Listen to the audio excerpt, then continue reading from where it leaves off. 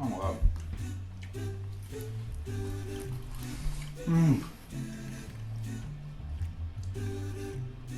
Why would people not do that?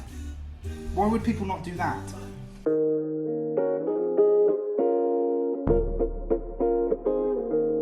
Hey everybody, it's James at Amused Bouche, and this is it. We're starting barbecue season. Recipes to do on your barbecue, for your barbecue, salads, fish, meats, even maybe some cocktails along the way, who knows. Today we're going to start relatively simple really, but massively effective. It's burgers. It's burger time. You know, don't come at me with a barbecue and not offer me a burger. Oh, but I've been smoking this brisket for 12 hours.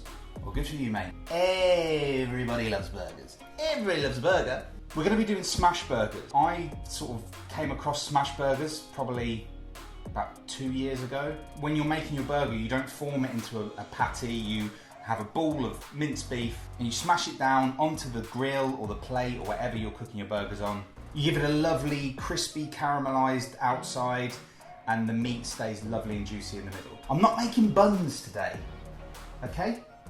For all the haters out there, I'm not making buns. Sorry, let's get the burger down and then we'll look at buns, okay?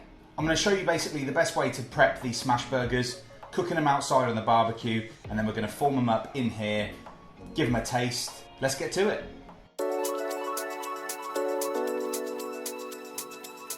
Making these burgers couldn't be easier, and I'm not just saying that, it really is simple. Take some good quality beef mince.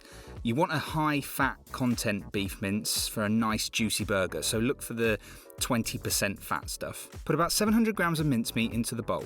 Then divide it all up. What we're going to do is make them into big balls. They're almost going to look like giant meatballs. Don't pack the meat in too tight, just use your hands to shape it into a ball. I'm saying ball a lot. That's it for now. We'll season them just before they go on the barbecue. Easy. And speaking of the barbecue, here we are.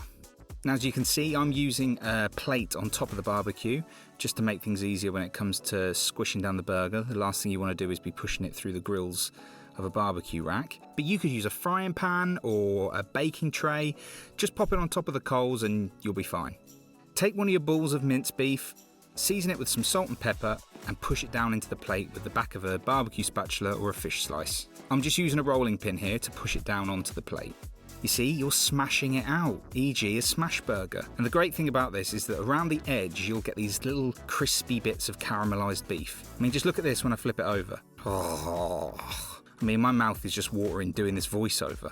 Stick a couple of brioche buns on there just to get toasty. Next is a little trick that I learned watching endless videos on YouTube about making burgers. We're going to paint a little mustard onto the cooked side of the burger. Then, when the bottom's done, flip it over again, cooking that mustard into the meat.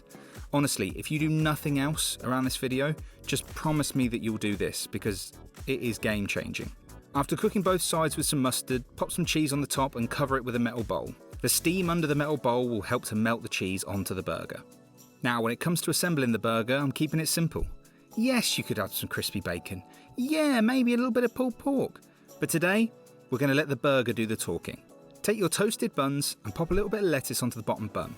It's just going to act like a little barricade for all the burger juice. It's going to stop that bun getting all soggy. Next up is our burger, of course, and the cheese is fully melted now onto the meat, like a lovely little blanket. Sort of blanket I'd love to be wrapped in.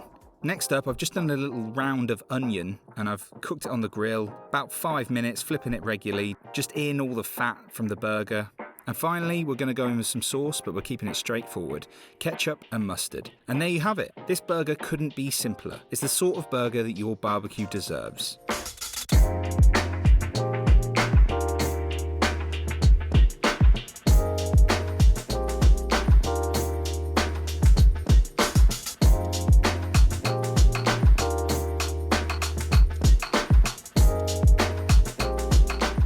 There you have it. I mean, it's a smashing old smash burger. The best burger, don't worry about breadcrumbs or binding it with egg. Get a ball of mincemeat, press it down onto your griddle, and you're gonna be good to go. Now, obviously that plate that I'm using now on the barbecue, that, if you can get that sort of thing, that's perfect. If you're trying to push that through a metal rack on a barbecue, that's not gonna work. But if you haven't got that, take your frying pan out and stick it on top of the barbecue. This is the way you should make burgers. Make sure that you're painting them with that mustard, because honestly, when I started doing that, that changed things. And I'm not a massive mustard fan, but like, that is a game changer when it caramelizes onto that meat. Let's give it a little try, why not? Oh my God.